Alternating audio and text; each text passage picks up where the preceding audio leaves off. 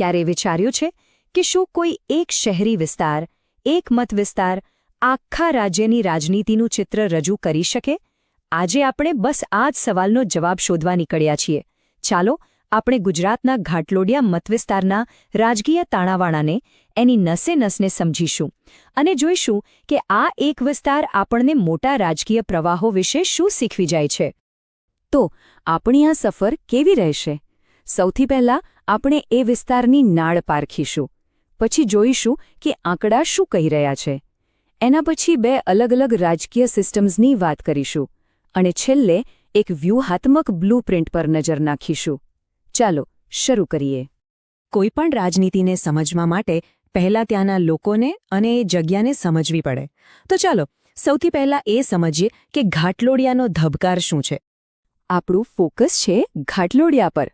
આ વિસ્તાર 2008 પછી જ બન્યો છે, એટલે બહુ જૂનો નથી. એકદમ શહેરી વિસ્તાર છે. અને એનો અર્થ એ કે અહીંના લોકોની આકાંક્ષાઓ, એમની જરૂરિયાતો, એ બધું જ શહેરી વિકાસ સાથે જોડાયેલું છે. અહીં સામુદાયિક રાજકારણ અને આધુનિક વિકાસની આશાઓનું એક રસપ્રદ મિશ્રણ જોવા મળે છે. અહીંના સામાજિક માળખાની વાત કરીએ તો મુખ્યત્વે પાટીદાર અને રબારી સમુદાયોનું પ્રભુત્વ છે. બંને કોમ મહેનતુ, ઉદ્યોગ સાહસિક અને પોતાના સંગઠન માટે જાણીતી છે. પણ 2015ના અનામત આંદોલને એ પણ બતાવ્યું કે બધું બરાબર નથી. અંદરખાને ક્યાંક અસંતોષ પણ છે. અને આ અસંતોષ ક્યાંથી આવે છે? તો કે અટકેલા હાઉસિંગ પ્રોજેક્ટ્સ, ઇન્ફ્રાસ્ટ્રક્ચરની સમસ્યાઓ. આ જ મુદ્દાઓ અહીંની રાજકીય ચર્ચાનો મુખ્ય આધાર બને છે. સારું, તો આ બધી વાતો ચૂંટણીના પરિણામોમાં કેવી રીતે દેખાય છે? ચાલો હવે સીધા આંકડા ઉપર જઈએ. કારણ કે આંકડા સાહેબ ઘણીવાર એવી કહાની કહી દે છે જે ઉપરથી દેખાતી નથી. અને અહીંના આંકડા તો ખૂબ જ રસપ્રદ છે. સૌથી પહેલો અને સાચું કહું તો સૌથી ચિંતાજનક સંકેત, મતદાનમાં સતત ઘટાડો. જુઓ, 10 વર્ષમાં 12% ઘટાડો. આ કોઈ નાની વાત નથી. આનો અર્થ શું થાય? શું લોકો રાજકારણથી થાકી ગયા છે?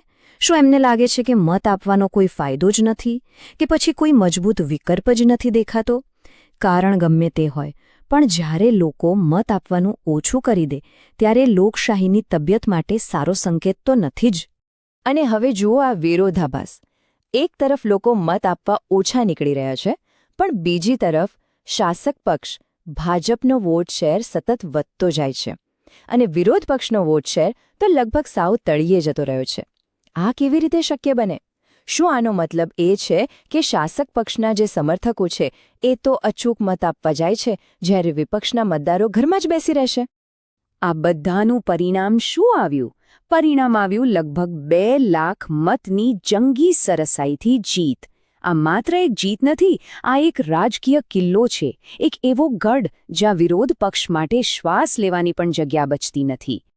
આપણે જો વિધાનસભા અને લોકસભા બંને ચૂંટણીના આંકડા જોઈએ તો એક જ પેટર્ન દેખાય છે: કેસરીયો દબદબો. હા, એક વાત રસપ્રદ છે કે રાજ્યની ચૂંટણીમાં આ દબદબો રાષ્ટ્રીય ચૂંટણી કરતાં પણ વધારે મજબૂત દેખાય છે. એનો સીધો મતલબ એ છે કે અહીં સ્થાનિક મુદ્દાઓ અને રાજ્યનું નેતૃત્વ વધુ અસર કરે છે. તો આ આંકડા તો આપણે જોયા, પણ આ આંકડા પાછળનું કારણ શું છે? આ પરિણામો આવે છે ક્યાંથી? આ સમજવા માટે આપણે ઉમેદવારોથી આગળ વધીને જમીન પર કામ કરતી બે રાજકીય મશીનરી, બે સિસ્ટમ્સને જોવી પડશે. શાસક પક્ષની વાત કરીએ તો એમની પાસે એક જોરદાર મશીનરી છે. છેક બૂથ લેવલ સુધી ફેલાયેલું કાર્યકરોનું નેટવર્ક છે. 50%ની કોઈ કમી નથી. અને ઉમેદવાર પણ કોણ? તો કે રાજ્યના મુખ્યમંત્રી. અને આ બધાની ઉપર એક મજબૂત નેરેટિવ, એક કહાની, વિકાસ મોડેલની, જે લોકોને વિશ્વાસ અપાવે છે કે સ્થિરતા અને પ્રગતિ અહીં જ છે. હવે બીજી બાજુ જોઈએ. પડકારનાર પક્ષ પાસે શું છે? ઉમેદવાર કદાચ ખૂબ સારા અને શિક્ષિત હોય, પણ સ્થાનિક લોકો માટે એ બહારના છે. એમની કોઈ ઓળખ નથી. જમીન પર સંગઠન નબળું છે. ચૂંટણી આવે ત્યારે ટીમ બનાવવાની શરૂઆત કરવી પડે. આટલા મોટા તંત્ર સામે લડવું એ લગભગ અશક્ય જેવું કામ બની જાય છે. તો ઘાટલોડિયાની લડાઈ એ બે ઉમેદવારો વચ્ચેની ઓછી અને બે સિસ્ટમ્સ વચ્ચેની વધારે છે. એક તરફ એક તેલ પાયેલી તૈયાર મશીનરી છે અને બીજી તરફ એક એવી સિસ્ટમ જે હજી બનવા માટે સંઘર્ષ કરી રહી છે. આ જે અસંતુલન છે એ જ મોટાભાગે પરિણામ નક્કી કરી દે છે. તો સવાલ એ થાય કે શું આ કિલ્લામાં કોઈ તિરાડ પાડી શકાય? શું કોઈ પડકારનાર માટે અહીં જીતવાનો કોઈ રસ્તો છે? હા, રસ્તો છે, પણ એ લાંબો અને મહેનત માંગી લેવો છે. ચાલો જોઈએ કે એની બ્લૂપ્રિન્ટ કેવી હોઈ શકે. કોઈ પણ પડકારનારને 4 મોરચે એકસાથે લડવું પડે. પહેલું, મતદાર, લોકોની સાચી સમસ્યાઓ, એમની ફરિયાદોને પકડો. બીજું, નરેટિવ, સરકારના વચનો અને જમીન પરની હકીકત વચ્ચેનો જે ગેપ છે એને લોકો સામે લાવો. ત્રીજું, સંસાધનો, નાના નાના દાન અને ડિજિટલ માધ્યમોથી ફંડ ભેગું કરો. અને ચોથું અને સૌથી અગત્યનું, સંગઠન, છેક બૂથ લેવલ સુધીના કાર્યકરોની ફોજ તૈયાર કરો. અને આ કામ ચૂંટણીના 2 મહિના પહેલાં શરૂ ન થાય. આ એક લાંબી પ્રક્રિયા છે. લોકોની વચ્ચે જવું પડે, એમના બજારમાં, એમના મંદિરમાં, એમની સોસાયટીમાં. એમના અટકેલા કામોને પોતાનો અવાજ આપવો પડે. સોશિયલ મીડિયાનો ઉપયોગ કરીને એમની ફરિયાદોને મોટા મંચ સુધી પહોંચાડવી પડે. આ રીતે ધીમે ધીમે વિશ્વાસ બને છે.